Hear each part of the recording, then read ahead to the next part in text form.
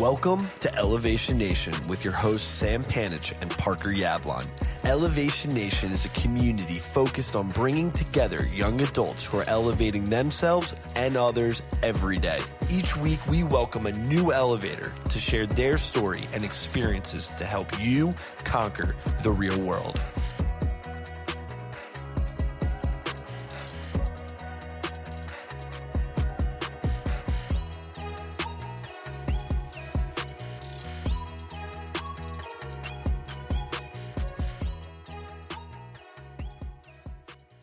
Elevation Nation. I spent about 15 minutes researching this guest a little while ago, trying to figure out how best I would introduce him. And I couldn't figure it out because we have on an incredible human being who has done so many different things across entrepreneurship. I pretty much just said, I don't think I can do it justice. Ben, your LinkedIn is long, it's ambitious, it's successful, and it's truly incredible. You've obviously elevated your life over the years. So I'm just honored, Ben Sampson, that we got introduced to you via another elevator duo that we absolutely love out in your area, out west. And that's the beauty of Elevation Nation. We just get to connect and, like you said, hang out with good people. You were hanging out with Eli this morning in the sauna. We can't do that, but we got a podcast instead. I'm just excited that we get to hang out with you. Ben Sampson, welcome to Elevation Nation, my friend.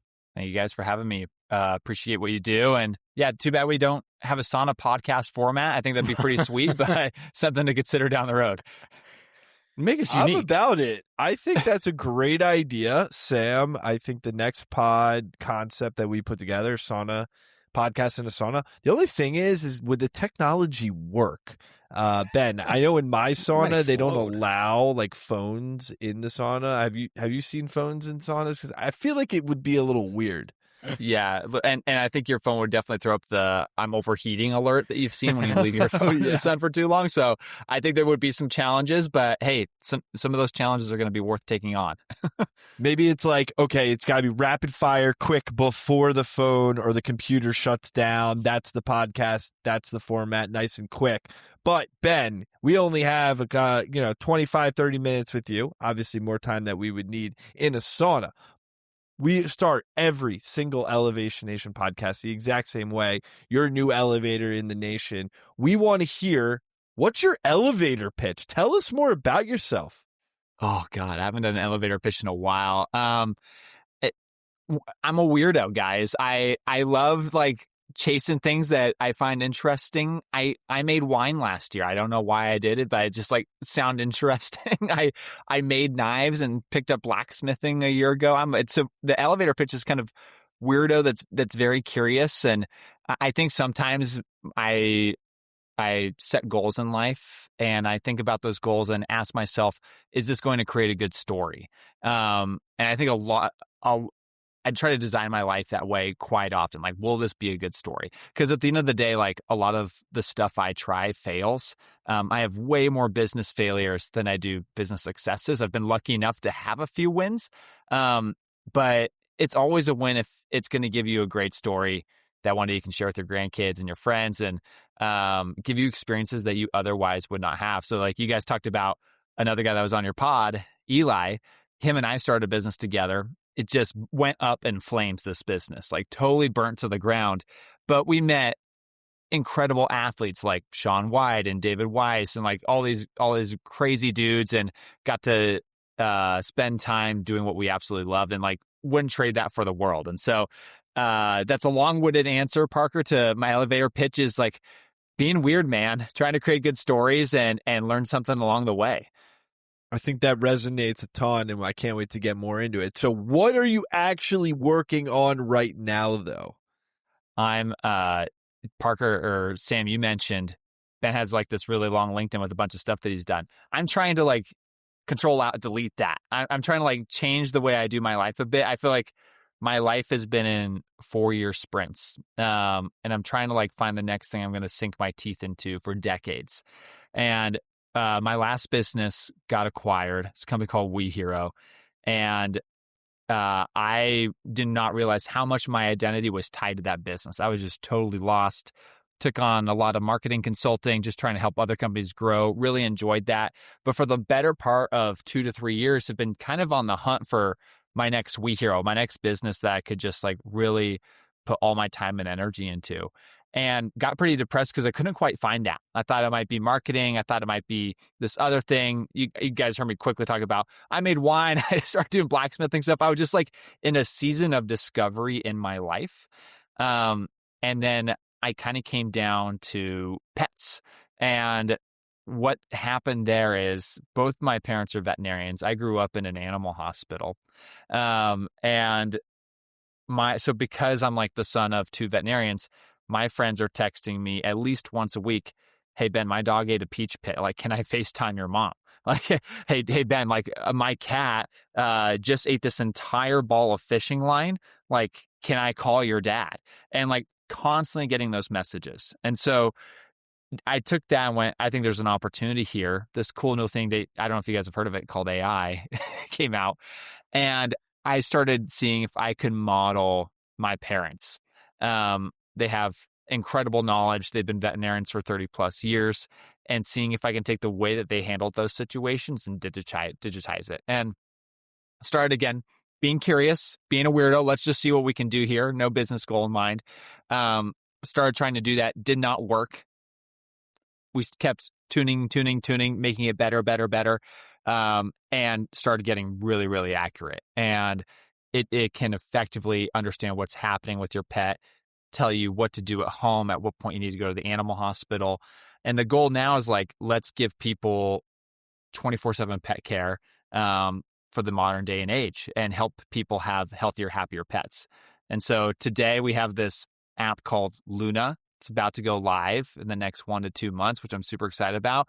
And it gives people that AI access that we're talking about. It helps people make their pets live longer, creates personalized longevity plans on the latest research for their animals. It has a whole network of veterinarians. They can have a video call or message with a veterinarian at any point in time. And so I think that is what I've been really passionate about over the last year. And it's been hard, man. It's been a great challenge. It's good to find a good challenge. I always joke like there's no problems, there's just good challenges.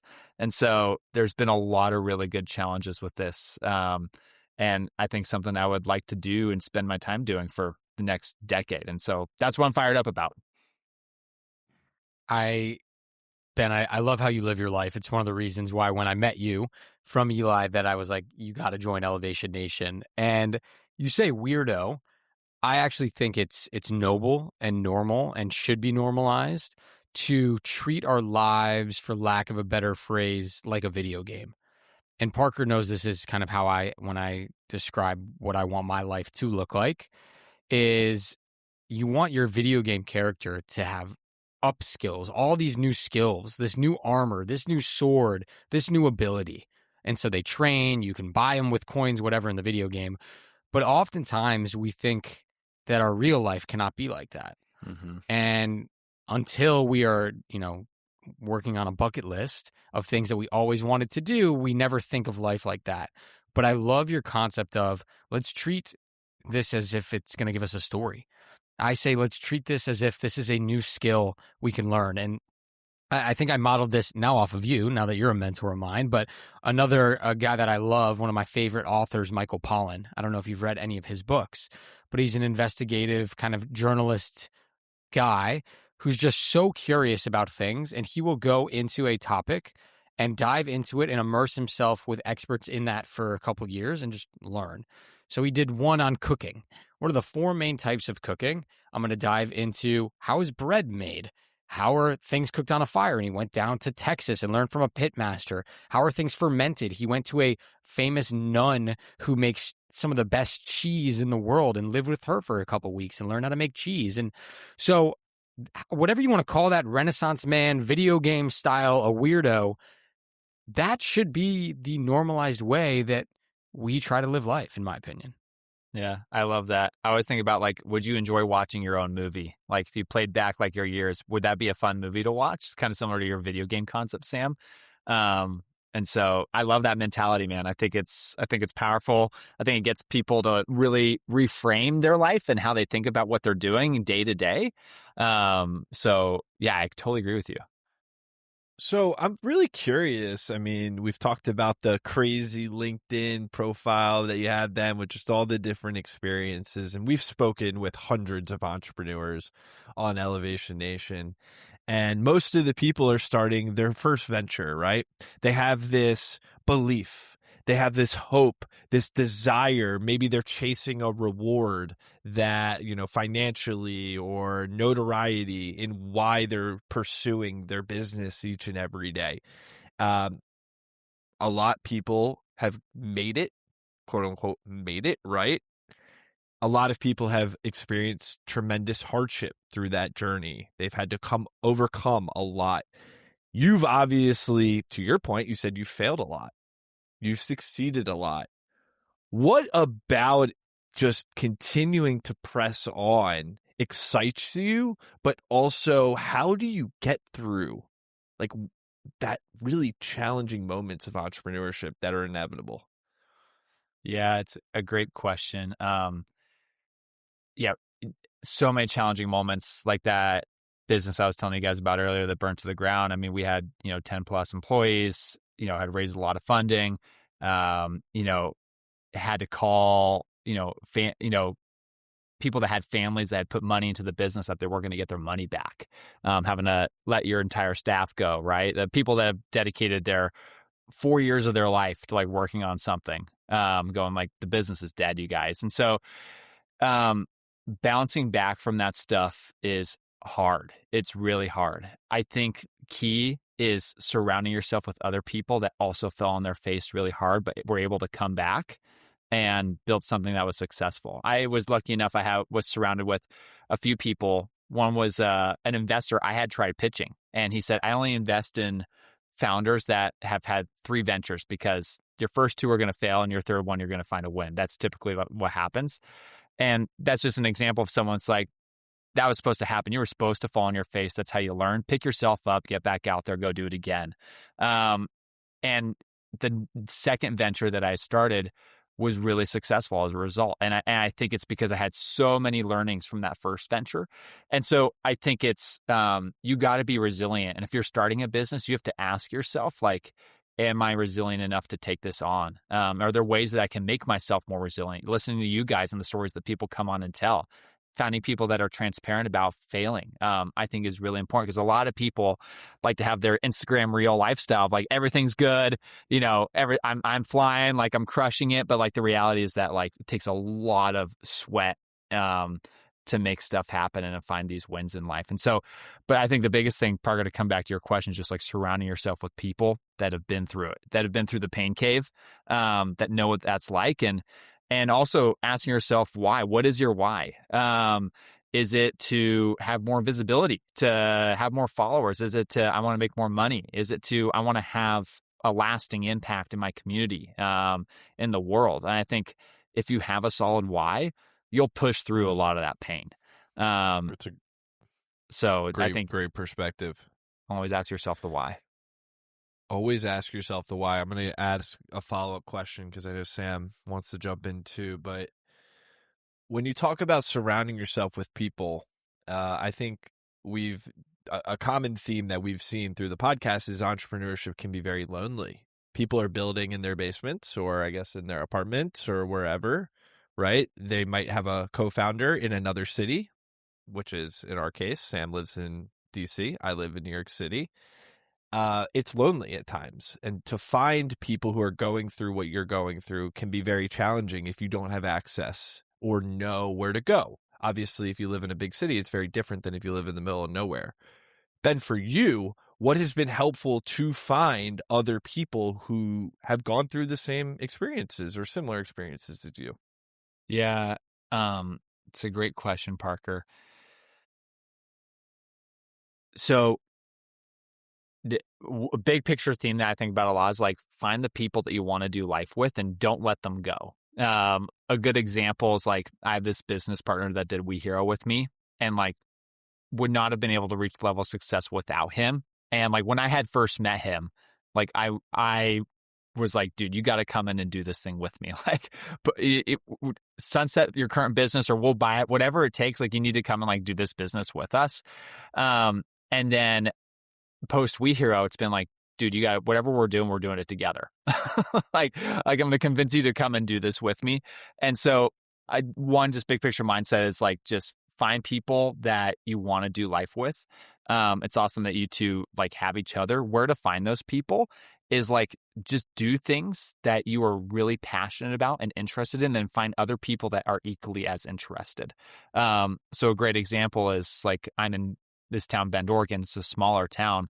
But what I'm spending a lot of my time doing right now is in the tech and AI scene. And I'm hunting out different communities and hangouts of people that are also doing the same thing. And so I just went to an event last week where it's just a bunch of developers that are just geeking out on AI and meeting other people that are equally as passionate about that. Is my future business partner going to be in there? I don't know. But you're giving yourself shots on goal and the opportunity to meet people that have that passion and are putting themselves out there looking to learn. And so I always tell folks like, get really interested in something and then go spend time with other people that are really interested. I travel. Like, I'll go to an event where I know there's going to be people there that are equally as fired up about this stuff as I am. And so I think that's what you got to do. And I always tell folks like, the virtual stuff's great, but get belly to belly. Like, if you can get in person, that's how you really know if there's like a true relationship there. Like, my current business partner that I found for WeHero, we met at like a smoothie spot. We got connected some way.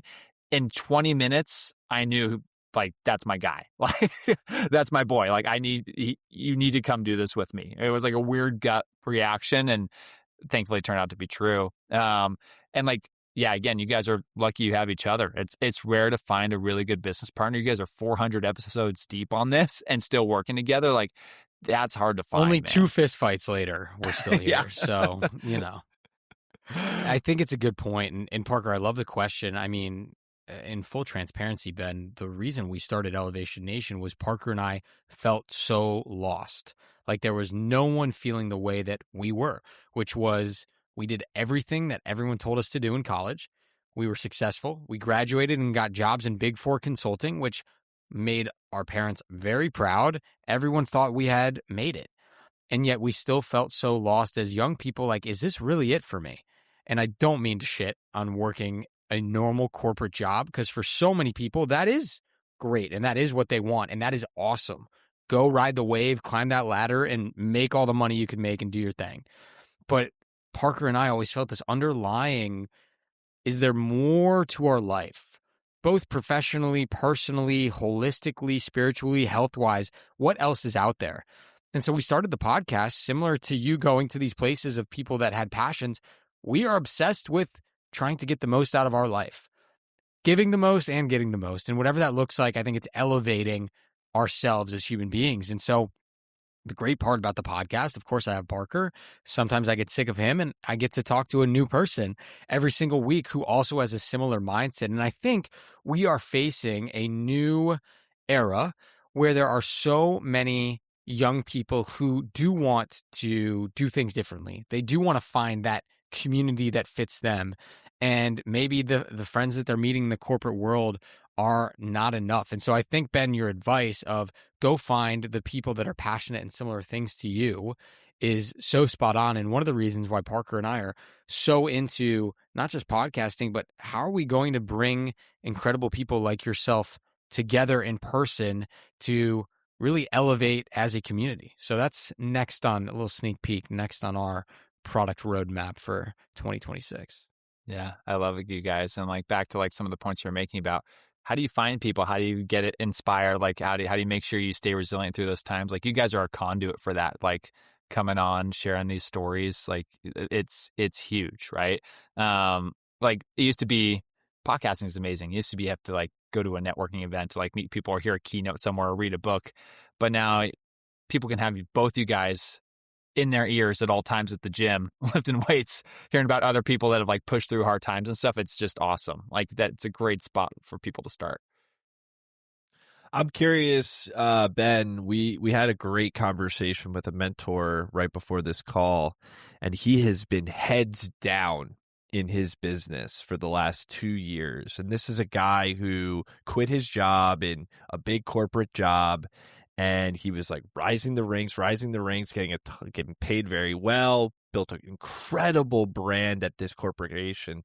And then he had an opportunity to present to himself. He quit his job and he said, for 2 years, I'm letting my ego go. And I am going to just go all in.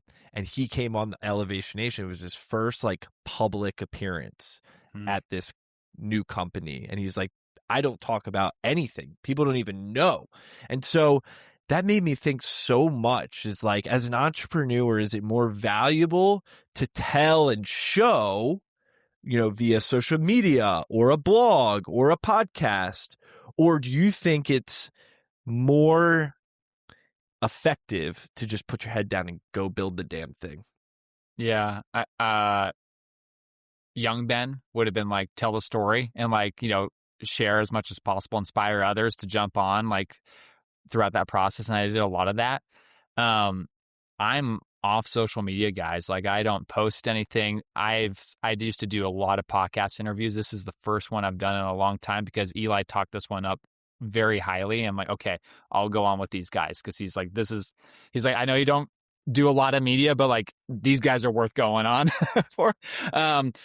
And so Parker, I'm of the mindset lately of just being heads down, man. Just like, eliminate the noise, eliminate the distractions, and just grind on like what I think I'm meant to build and where I think I can make a huge impact in the world. And so that's been my mindset. And I'll start sharing about that down the road.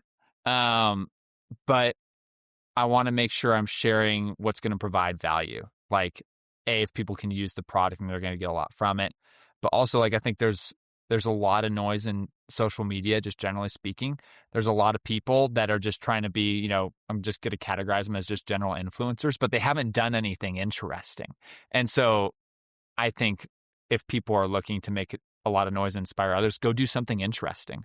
Like, be real and authentic, and then share that, because I think is going to be what's going to make an impact on someone's life. And I think that's what people are truly looking for. Vulnerable moment here, as now, Ben, you didn't know coming on the podcast was going to make you become a mentor for me and Parker, but here you are. So I'm taking advantage of it. I think, Parker and I sometimes look at what we've done and go, have we built anything of real value, right? We started a podcast because we were lost and in a space where we wanted to talk to other people. And sure, we shared along the way, but it was almost like, is this smoke and mirrors? We're just sharing the fact that Parker and I are lost, and we're sharing other people's stories, and we're still lost, and we're figuring it out, and we're trying to inspire, but what was the product behind it? And I think sometimes we're hard on ourselves, but I realize the fact that just because we haven't built something fully yet doesn't mean that the medium in which we are helping to give some knowledge and some advice and guidance out there isn't valuable to people. But I think that, second guessing, that's entrepreneurship. That's what it is. You're always second guessing. Is there value in anything that I'm doing? Am I legit? Is this real? What the hell is going on? And I think it goes back, and I know Parker's going to jump in, and we can go to this in a minute. You talked about your loss of identity when you sold your company and got acquired and moved on. And you put your blood, sweat, and tears in this thing. You think you're a poser.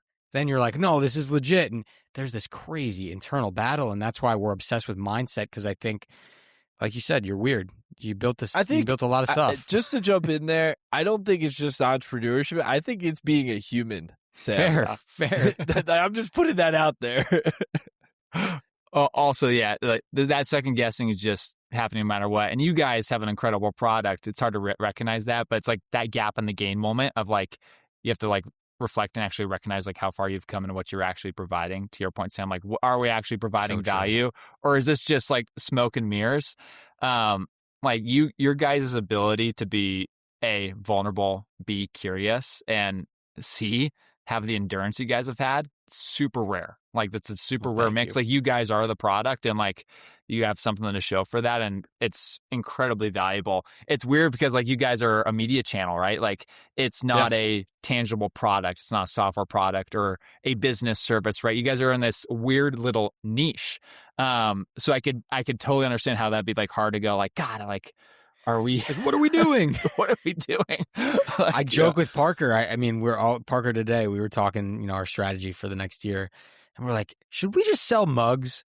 Mugs are real. You can hold them. Like, everyone knows if it's a good mug or not. Like, at least then we'll have a bit, and you have to remind yourself when you're in sometimes these abstract worlds, especially in entrepreneurship, that if you're providing value in a different way that feels good for your soul, as much as I love a mug, I love helping and mentoring people more. And so that's the beauty of it. Ben, I want to go back to kind of what I was alluding to with this concept of identity, right? Our identities get twisted and turned and confused throughout entrepreneurship, and to Parker's point, throughout being a human.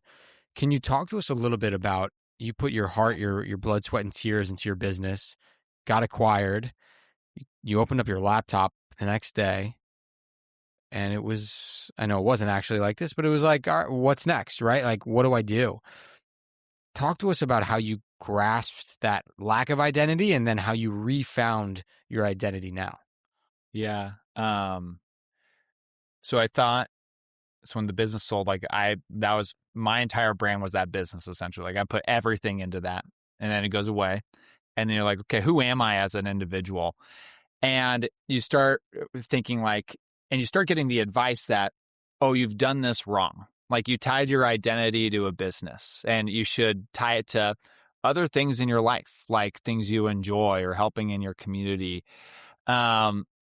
And I reflected on that advice for a while. I was like, oh, maybe I should do more of that. And I tried doing that. I'm going to have an identity in the community, and I'm going to give back in that way. And I'm a dad, and I'm going to have an identity more around the dad. And I'm just going to say, I think that advice is just total BS. And I know that's just not what people want to hear. And everyone else is, and a lot of coaches out there hey, separate your identity from your business. I think if you are hyper motivated and you want to make an impact in the world and want to do something really incredible, it is so powerful to tie your identity to the business. Put your heart and soul into it. Because I think that is what truly makes a business great. Look at Spotify. Spotify's been around for 18 years. It didn't get to being the best product in the music space because people had, Daniel Ek had his identity separated from it. No, his entire heart, soul, and ethos, every detail of that product, he's involved in. And I think that is so powerful. And where great companies and great products are just absolutely born from.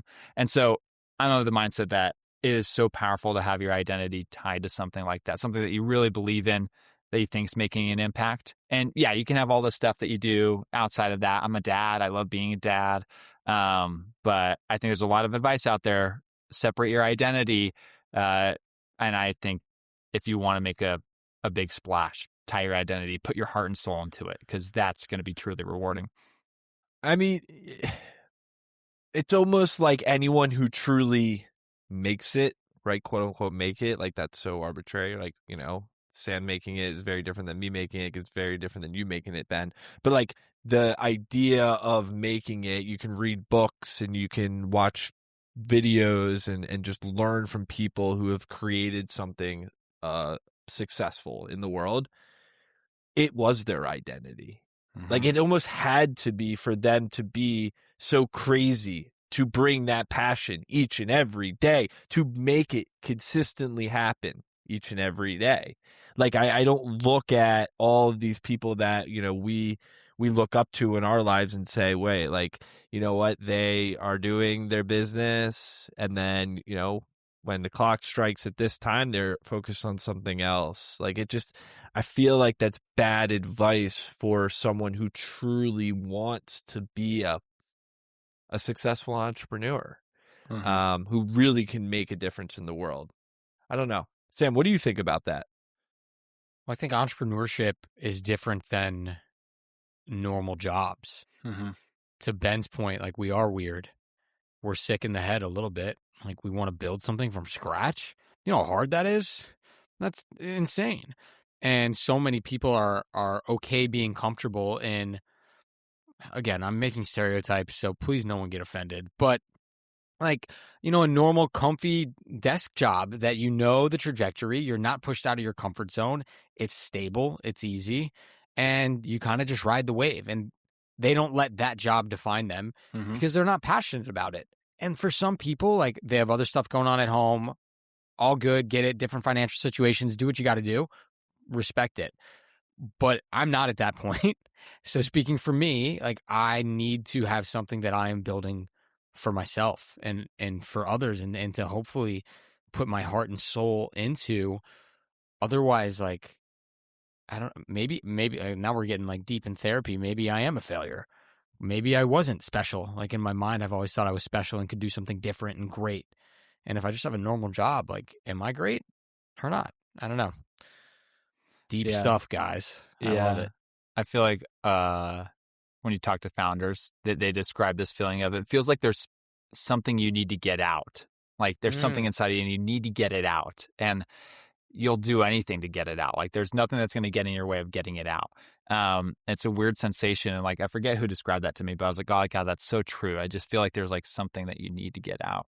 And not everybody feels that way. And I totally recognize that like, that could be very unhealthy to tie your entire identity to something. And, but I think for the people that really want to make something meaningful, I think it's super valuable and super and helps. Isn't it crazy though, Ben? Like you scratched that itch and now the itch is back with like it went away for a day, maybe like sold the company and it's back. Here you are making something incredible and new. Yeah. It was weird. You kind of thought like, oh, isn't the goal supposed to be like an exit, like your company gets acquired, and then it happens and a week goes by and you're kind of like on this high for a week.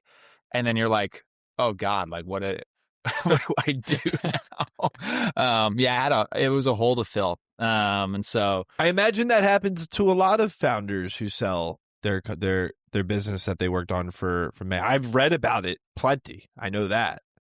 Yeah. So again, what happened to me is like, am I just a weirdo? Am I supposed to feel this way? And so I, again, kind of back to an earlier topic, I sought out other people that had gone through a similar situation and consistent across the board, just like this gap and hole. I met guys that went into multi-year long depressions. I met guys that sadly got into drugs. They blew all their money. Like I've seen like some dark stories. And so it's kind of wild, to see how common that is. And it's, I know I'm sounding like just like a total idiot going like, oh, poor me, like sold my business. But it creates an emotional hole that you got to think about how to fill. Wow. That's powerful. That's crazy to think about. It's almost like you have to do more work after the fact, but not work on the business. You're doing work on yourself. You're like, what is my value? What is my purpose? What are my guiding principles for life? And maybe it's not tied to a business in that moment, but it has to be tied to almost to something, because I feel like that's how the elevator mindset works.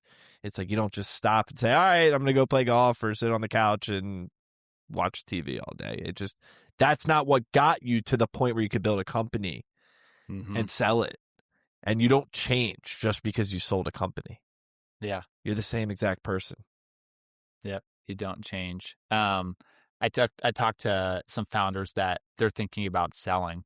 And one of the pieces of advice that I give them is like, I notice a lot of founders sell when they're tired. I've been at this for 4 or 5 years. I'm 400 episodes into my podcast. Like, should I sell it? We built this incredible brand and people get tired. One thing about putting your heart and soul into something is like you get burnt out fast when you're doing that, 7 days a week, as long as you possibly can, tying your whole identity and world to that.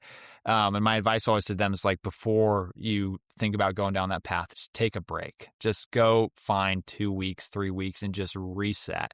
I love what Eli is doing. Like you guys had him on the pod and I went through one of his programs, which was great. And like now I'm like any big decision that I have, like really big life-changing decisions, like doing a 3-day solo retreat. I need to go by myself in a cabin and just sit and just make sure like this is the right thing to do. Because again, I see a lot of founders, they're tired, they're gassed, and they sell and then they go, crap, what did I just do? It's great advice. And we are happy to give free ads on the podcast. So Solar Retreat Co., we love them. Check out their episode. Eli and Kyle, we'll link to it in the show notes. Incredible human beings and obviously who introduced us to Ben. We could go on and on for hours of the ethos behind entrepreneurs. But Ben, I want to be respectful of your time, the fact that you are an entrepreneur. And I want to move us into our next section here, our rapid fire section. We talked about a lot of stuff, but one of the things we talked about was, of course, entrepreneurs and founders that you've looked up to, right? We talked about Spotify for a minute. Is there take the business that they built out of it, but a life that one of those founders built that you're like, that is how I want to live my life? Kind of similar to how I'm looking up to you now, how you live your life, and the author Michael Pollan that I love, how he lives his life. Yeah. Well, I'll keep talking about Daniel Ek since we're on that. Like some things that I really like about him. One, deeply creative, just spends a lot of time thinking about the product, thinking about from first principles, like how do we just make the experience of listening to music better, and is just obsessed with every detail of the product. And I think he does a good job of making sure he finds the energy to do that. One of the things that I love about Daniel Ek is when he finds inspiration or he finds energy for something, he acts on it in that moment. You guys know how it is. Like, oh, I need to do this task, but I'm just not feeling motivated to do it right now. It's like, don't do it. Like, wait for that moment so that where inspiration strikes and then like act on it. I had like this because of inspiration I've gotten from guys like Daniel. I was shaving and like mid-shave realized that like, oh, there's a way we can slightly adjust our AI model to produce a way better output for our users. Kept the shaving cream on, shirtless, got on the laptop and dining room table. 2 hours later, I'm still there, just shirtless. My wife's laughing at me because I got like shaving cream on. And like that 2 hours was like some of the most productive work I had done all week and probably like made the biggest impact to our application in the last month. And so I love that idea of just like when inspiration strikes, like move on it quickly, like it's a huge opportunity. I also like, as founders build larger organizations, they have to quickly shift to being leaders. And I think Daniel is a very empathetic leader. I think you see a lot of these guys that are very aggressive, very cutthroat, and I think that can work in a lot of cases, and that's very common. I think it's rare to see a guy like Daniel that's very soft-spoken, that doesn't like doing a lot of media, that likes to just be very focused on the product and the people and to build like something truly great. And a guy that also that inspired for our Luna project now, like a guy that has no interest in selling the business. He's been at this for 18 years, still wakes up, just continuing to think about how do we make this better? And that kind of endurance, like, is rare. I think I really get inspired and fired up by people that have endurance, because I think that's a rare commodity in this day and age. Like what you guys are doing, like that's so hard. I'm going to show up for 400 episodes. That's 400 pre-calls. That's 400 interviews, 400 edits. Like that is just wild to me. That kind of endurance. And so I look up to leaders like that. Happy to talk about others, but I think Daniel Ek's like a great one. I think people should go check him out, read about him. He does great work. So I got a 2-part question, rapid fire. What is something that you don't currently have that you hope to have one day? I think what I'm missing, what I'm working towards now, I want a business that's going to last for decades. I think about like a family legacy business. So one of the challenges of this business is my wife and I were investing all our own money into this project, and it is expensive. Wow. And we have the opportunity and continue to get the opportunity to take outside funding, and we say no. And I think the goal there is like, we want to build a business that we own 100% of. And that's going to be painful. Again, back to the pain cave. Like it's going to be the pain cave for the first few years. And we could see none of that money come back. Like if we're just looking at the reality of like the success of these kinds of products, like that's just the reality. But the goal is if we do this right and we do get a win here and it does help people in the way that we dream it's going to help people, then it's a business that hopefully can stay in the family for decades. And I think that's what I'm missing and what I'm chasing. I think WeHero, it's going to soon hit 10 years that it's been around, wow, which is really cool. I don't own it anymore though. So it's like, but I hope that again, that business sticks around for the long haul. I always joke that like I think businesses are kind of like art. They're like an expression of yourself. So it's kind of cool when they stick around for a long period of time. But I think to answer your question, Parker, I think that's what I'm missing. What I'm chasing is like just something that can be around for a very, very long time. Okay. So second part to the question. What's something that you have now that you never believed that you thought you'd have when you were younger? That I never believed I thought I would have. God, it's a good question, Parker. I think when I was younger, I'm going to go back to like college.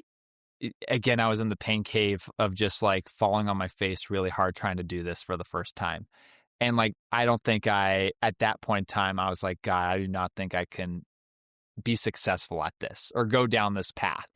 And so I think I feel very fortunate that I have 2 exits under my belt and feel like, okay, I don't think it's a fluke. I think like I figured out how to find product market fit, how to scale a business, how to build the right team, how to pivot and adjust quickly so that we're building something that people truly find value in. And so I didn't have that when I was younger. I wanted that, but it came years later of just like being in the pain cave. And so I think that's my younger self would be, I think, surprised and excited about that. I like this pain cave. I think people need to pay more visits to the pain cave. Good things come from Sam, we'll shove you in the pain cave. We'll close the doors. Yeah. No getting out. I feel like hard things can sometimes be easier when you just reframe them with like, oh, this is just how it is. Like, oh, this is just the pain cave. Like, this is normal. sauna, cold plunge, pain cave. Yeah. Building a company, pain cave. Just you suck it up. Those are different levels of pain cave. Just fair enough. Yeah. Fair Different. I know you guys are interviewing me too, but I want to hear from you two real quick. Like because I love, Parker, your question of what do you not have now that you really want to have? What are you chasing? Like, I would love to hear from you too, like what that is. I mean, for me, Sam and I have built Elevation Nation with another job. This is the side hustle. I mean, if we're talking business and entrepreneurship, I would love to be able to spend my full effort and energy to this mission. And we're getting there. We're getting close. We're icking away. We're pushing away. Obviously, to Sam's point earlier in the conversation, right? It's a podcast. It's a media company. It's a lot of intangibles. How do we make things more tangible? And we believe where we're going in 2026 is bringing people together to elevate. And we have some unique ways that we're going to go about that. But that could be that stepping stone that we need so that we are focused fully on how do we help people elevate their mindset. And so it's exciting. It's scary. It will be the pain cave, the biggest pain cave we've probably experienced thus far. But there's hope. And in my head is if you can't believe in it, no one will believe in it too. You have to believe in it first before any chance that any other human would ever believe in it. And so with Sam and myself, I think I have to convince myself it's going to work. Then Sam needs to convince himself. Then we got to convince each other that we can do it. And then let's go make the magic happen. I like it. Sam, same for you? I mean, that is certainly a main one. One of the analogies I said today on one of our coaching calls was I feel like I just need a path, like a track. Like my legs are ready to run. Like put me on the track and let me sprint. And I think we've spent so many years just saying, you know what, the time will come. Let's just keep chipping away, meet great people. We'll figure out what the opportunity is. And I now feel like we're finally close to honing in on the opportunity. Again, a little like smoke and mirrors. It's felt like smoke and mirrors for a long time and a lot of imposter syndrome for us. And it's like, wow, we actually have the ability to make something tangible and real and truly have impact beyond just a media company that we do for free on the side. It's like, let's make this into a real business with services that we can offer and things and events of that nature. So Parker's aligned there. I think the other thing I'll say is a little more woo-woo is I want to have belief and trust in the universe. Things are going to work out. Like things have always worked out. They will continue to work out. Life is beautiful. enjoy the ride. And I think I'm getting there. I'm investing a lot in myself and my mindset to get there. But from entrepreneurship, from love, from life, from health, like I want to get even more trust that things are going to work out how they're supposed to. Yeah. What's one of the Buddhist sayings? Like, one of the most powerful skills in life is the ability to let go. Like, I think about that all the time. It's just tough for entrepreneurs, isn't it? Oh, it's so tough. But like, yeah, the ability to like let go and trust in the process. Like, I'm always looking for that too, Sam. I'm always trying to find that. I think we're so, entrepreneurs are so take action. I'll just do it myself that it's hard to do that. So maybe that's an oxymoron. Maybe I can't even do that. But we're working on it. Yeah. Ben, I want to end us with our final question, a question that we've asked now hundreds of guests on the podcast, or as we call them, elevators, but thousands of people across the globe that we've elevated with at our in-person workshops or events. We're all united by, of course, our elevator mindset, but we unite them by something we call a mental motto, a quote, a phrase, a slogan that embodies who you are at your core and how you live your life. And so, Ben, as we officially welcome you to Elevation Nation, what is your mental motto? Oh, God, guys, I feel like it changes all the time. I can go through a few of them. I write daily to-do lists. They can kind of cut in and out, but I write daily to-do lists. And at the top of that to-do list, I write just a little saying to myself, or just like something that I think like I need to hear, like in that moment. And I think it changes all the time. So I don't have one. But I think a few that I like writing down, or I find myself writing down often, is like that which we manifest is before us. That's one that I think a lot about. A lot of letting go. We were just talking about that. Like, hey, let go, like just put in the effort. Another one's like, brick by brick, like just make a little bit of progress every single day. Like, a little bit of progress every single day over the course of 365 days is a lot of progress. Sometimes you feel like you just got to conquer the world in one day, and you feel pretty anxious when you don't. So just that mindset helps a lot. And honestly, a lot of the times at the top of my to-do list, if I'm in the right mood, it just says kick ass, dude. Like, and so I don't have one that I would say like I live by, but it's a lot of just writing stuff down that I hear, that I'm thinking about, that gets me in the right headspace for that day and that moment. So that one day, that one to-do list, I can execute to the best of my ability and be in the right headspace while I do it.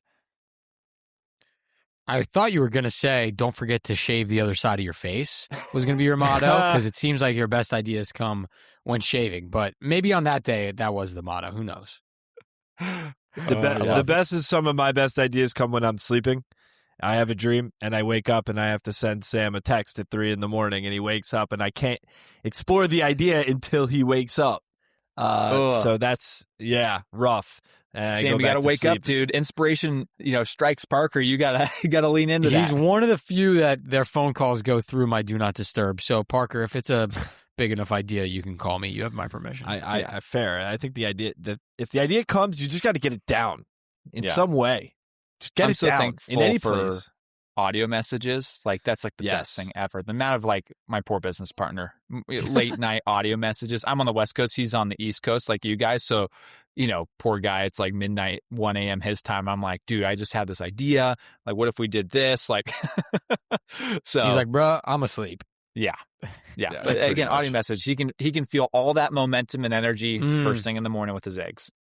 There you go. I love it. Exactly. Ben, it is such an honor to, one, thank you for choosing us to come back and do some more media, more podcasts. I know you are building in the dark a little bit right now, but the fact that you trusted, Eli and Kyle's recommendation to us to come share your story, I hope we lived up to the hype and the expectations. We obviously look up to you so much and how you've built business, but more importantly, how you're building your life.